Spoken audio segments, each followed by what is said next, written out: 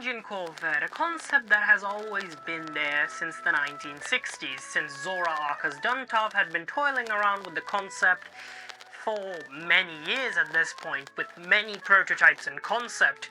But GM never really took this seriously.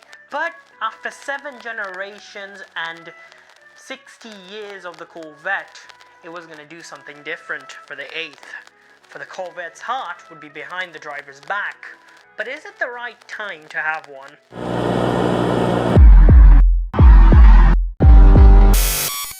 To start off with, I am not a huge fan of this car. I find this car to be rather, well, a bit of a nutcase in terms of the Corvette lineup. I mean, think about it. A mid-engine Corvette. I feel like it's been 60 years for the concept, sure, but now, after the Corvette has had 7 generations of it being front-engined.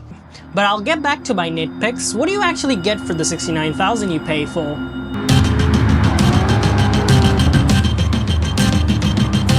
Now, this car has a 6.2-liter Chevy small block V8, making 495 horsepower and 470 pound-feet of torque.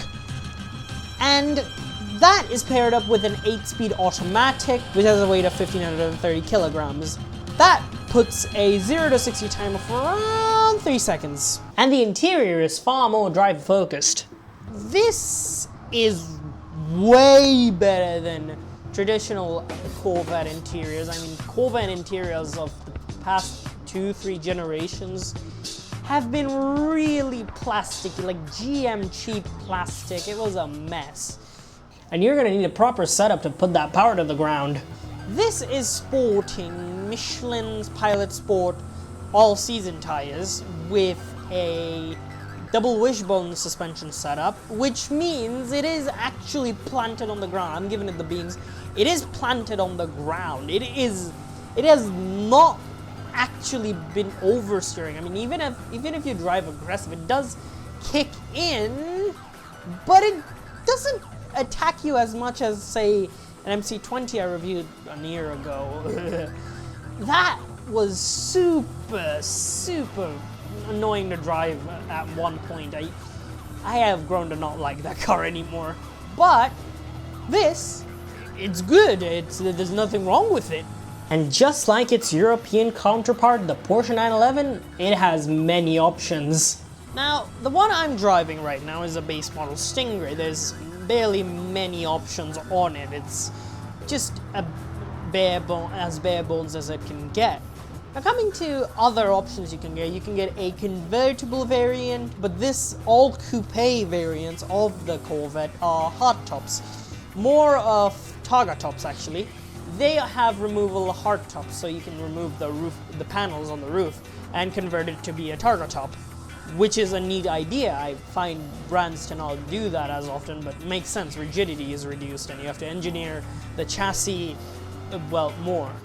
Then you have the Z51 package, which gives you a bit more beans.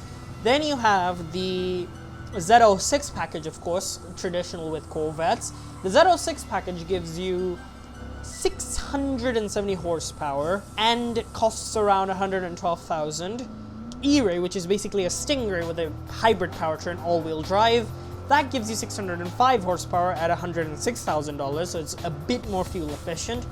Then you have the current top-of-the-line ZR1 package, which is 106,000, but the thing is, it has 1,064 horsepower, and that's under 200,000, and later in the line, later in its lifetime, there is rumored to be a ZR1 hybrid, so the E-Ray's hybrid powertrain is going to be on the ZR1. That is going to give you 1,200 horsepower and costs only around 200,000. You can't get that in any car. But I'll get back to this base model Stingray. What does mid-engine really mean? It means that it has, well, a perfect weight distribution. It has as good of a handling as you can get from a sports car. It's good as a car, in my opinion. It's just good. But is it good as a Corvette? The Corvette is up against the 911, where the 911, despite its 60 years of evolution, had always remained rear-engine to keep the legacy ongoing. The Corvette, after 60 years of building a legacy of being a front-engined American sports car, has subjected itself to the Europeans. If it were the 60s, 70s or 80s where GM made that decision to make the Corvette mid-engined, it would have built its own new legacy. But it's too late to make that change now because it just feels like heresy. Call me an old grandpa for not growing up with the times, but I feel like if the 911 had its engine in the front now, ditching its long legacy, it would have lost its reason to be called a 911.